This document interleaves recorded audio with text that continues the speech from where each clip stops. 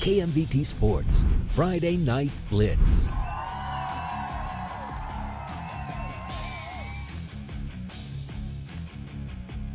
Week five, Friday Night yes, Blitz? sir. Oh my goodness, it feels like this time has been truly flying. Of course, I'm Colin, I'm joined by my main man, Brevin Moreau. Brevin, great action on dock for the wonderful people tonight of Southern Idaho. Yeah, no, absolutely. Lots of great games tonight, including our game of the week, but we'll get to that a little bit later. First, we'll start with some 5A action with the river rivalry between Burley and Minico and Cole. Some high energy yesterday over at Minico. Yeah, we got to see it. Head coach Sherman Blaser, he's hyping up the Minico students. He's slamming chairs, getting everyone fired up. So obviously you have to go into a rivalry with 20 straight wins. Fired up. Brevin, let's see how that translated onto the field tonight. Yeah, no, moving it over to the field now, Minico and Burley meeting. Once again, these Spartans fans fired up, and Cole, I got here right as this touchdown was happening. Preston Sonner-Craney finishing off. That's his 5th touchdown run of the first half. Minico led 45-0 at half, and now they gave a chance for the cheerleaders. You know, a little rivalry, but of course, you know, some nice things right there. But then the football team, of course, no pity for the kitty, as we say down in ASU. I think Minico tends to agree with that. But the Burley offense gets going here.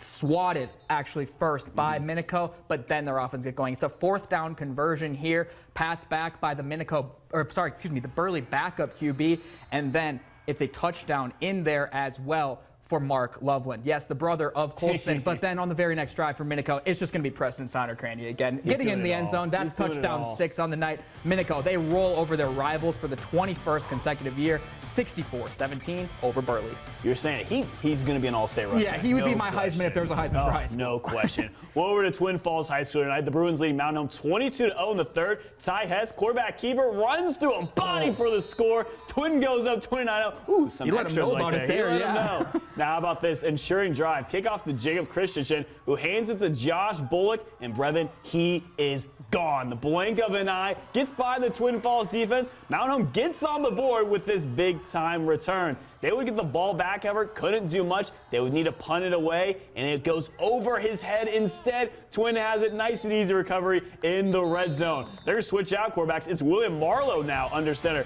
He rolls out right. He was going to look, find the end zone, and he would score as well. Twin Falls wins 43-16. They're still undefeated in conference play. Awesome to hear for Twin Falls. And homecoming weekend up at Jerome as the Tigers face off against Canyon Ridge Riverhawks. 12-14 in Canyon Ridge's favor at half, but the Riverhawks, they soared here in the second half. Nathan Holstein takes the snap on this play, looks downfield, finds Peyton Roris, jukes out a defender, and he gets stopped there just short by the defense. A couple plays later, Holstein hands off to Sabalis on the way to a 21-12 lead there for Canyon Ridge. Excuse me, that's going to be on the next play here, this handoff to Sabalis, and that'll get Canyon Ridge into the end zone there to extend that lead up to 21-14. Later on, the Tigers offense is going to be trying to get something going on their side. It's Cale Bingham dropping back to pass. Tigers, though, running the ball up the field. It ends up on the ground. The Riverhawks scoop it up, and they score. That's the good old scoop and score there for Canyon Ridge as they dominated Jerome in this one tonight, and they win this one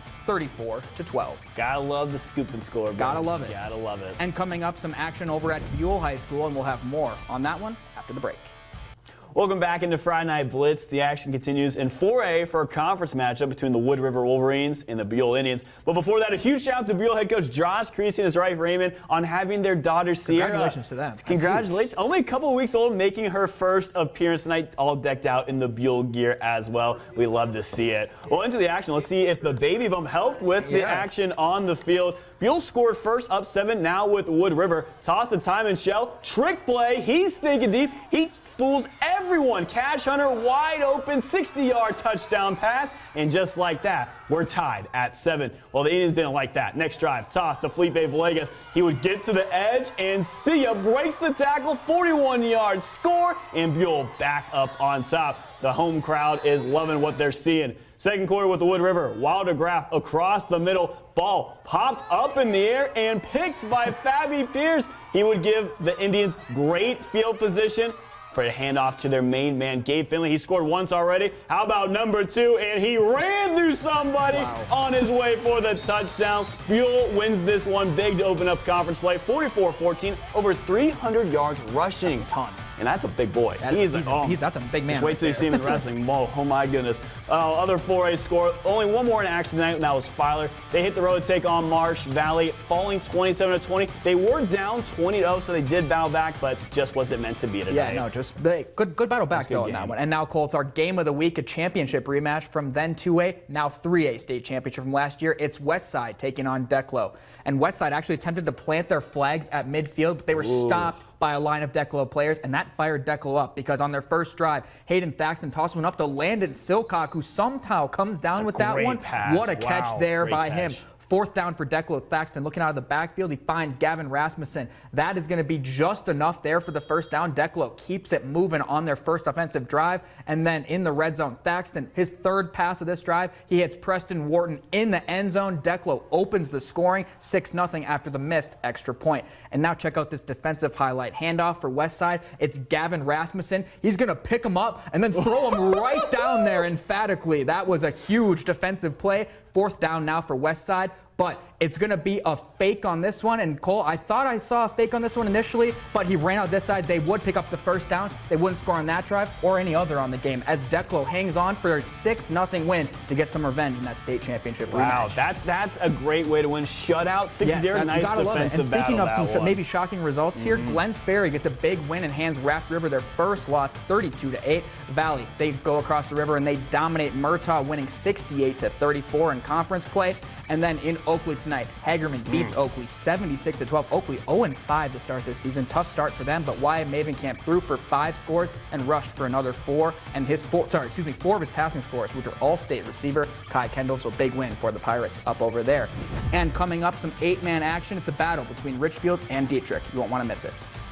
Back into the Blitz, we'll wrap up with some 8-man action over in Dietrich tonight as the Blue Devils look to remain undefeated. They set to keep up their utter domination on the field as they come into this one undefeated, looking to keep that streak going. Dietrich trying to put some points on the board in the first quarter. Quarterback Connor Perkins takes the snaps, and you know what he does. He hits the Jets. He runs to the outside, gets a nice block from Brody Torgerson, and puts Dietrich on the board early. The Richfield offense tried to get something going all night, but the Blue Devils defense was just too much for them to handle in the first half. Well, later on in the first quarter, it's Perkins. He drops back with the pass, looking for options downfield, but can't find anything. He sprints to the outside of the field where he's able to juke a couple defenders down the sideline, breaks the tackle, and gets another rushing score. Come on, Connor. That is crazy. You don't have to do him like that. Hey, this is senior night, by the way, too. So Dietrich defense locked down the Tigers all game, including this block punt right here in the second. The Tigers try to recover and make something out of it, but just can't get in the red zone. Now, with Perkins, hands off to Wyatt Sennett, who cuts back to his right, finds some space, and scores the third score for the Blue Devils early on.